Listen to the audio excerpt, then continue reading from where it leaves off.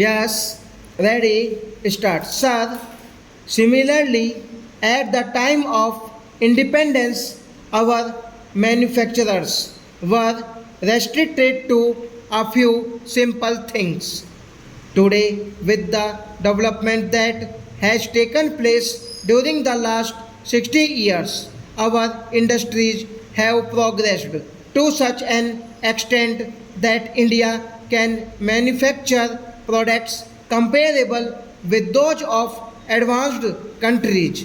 We have today reached a stage from where we can leap forward with greater energy and compete with others. Our scientists have shown to the world that they are capable of achieving the highest in the field of science. Our technocrats have proved that they can master all types of technology successfully. The path ahead is long. None can say that we have not traversed far enough during the last 60 years. We are building the India of our future on the foundations of development that have been soundly laid during these 60 years. We shall see to it that our industries grow and expand rapidly. We shall see to it that our youth get new and more opportunities of employment. We have to see that our productivity rises, prices go down, and quality improves. It should be our effort to associate our workers in the public sector units with management.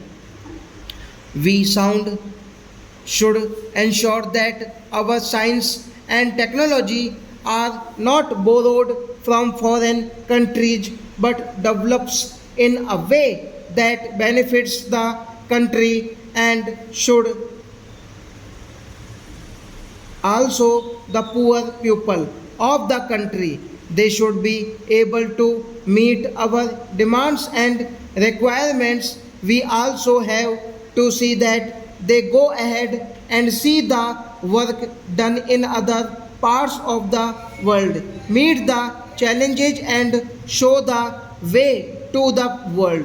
The most important thing, however, is that we should not allow our attention to be diverted. Our attention must be concentrated all the time on the poorest and the weakest person. In the field of agriculture, the production has increased a great deal. It has reached 150 crore tons. But we find that it is strengthening the 150 crore tons for the last 3 years. It is true that the monsoon has not been good during these years.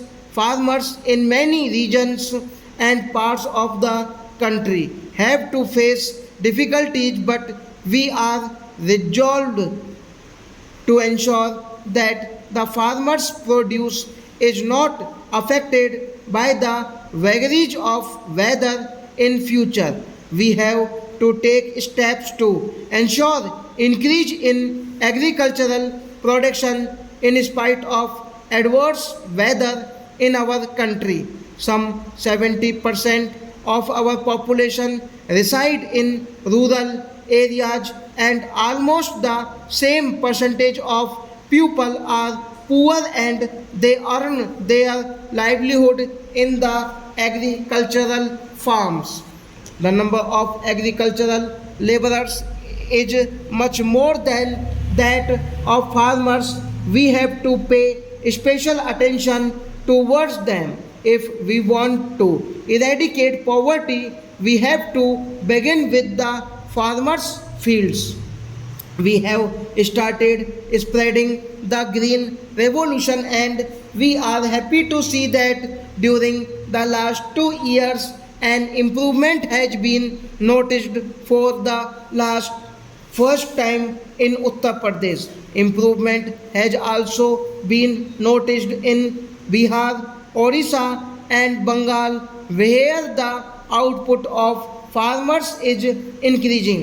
Poverty has been reduced in the rural areas. At the same time, we have to pay special attention to the production of cotton, oil seeds, and pulses. In this way, we will see that with the spread of greenery, poverty would be gradually reduced and would ultimately vanish. This year, we have provided more resources than ever before for programs meant for eradication of poverty. At the same time, we have strengthened the administration as part of the poverty eradication program. I have myself traveled far and wide, and after seeing the work with my own eyes and discussing the matter with the officers, strengthened these programs and intensified them. Most important of all, we have treated education as a part of the poverty eradication program because as long as the children of the poor people do not get good education, poverty cannot be eradicated. Today, however, we find another problem before us, a very serious problem that is of unemployment of the youth.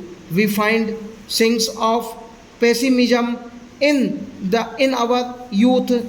Millions of our young people do not succeed in getting employment, and millions remain dissatisfied even after getting employment because they do not get what they want.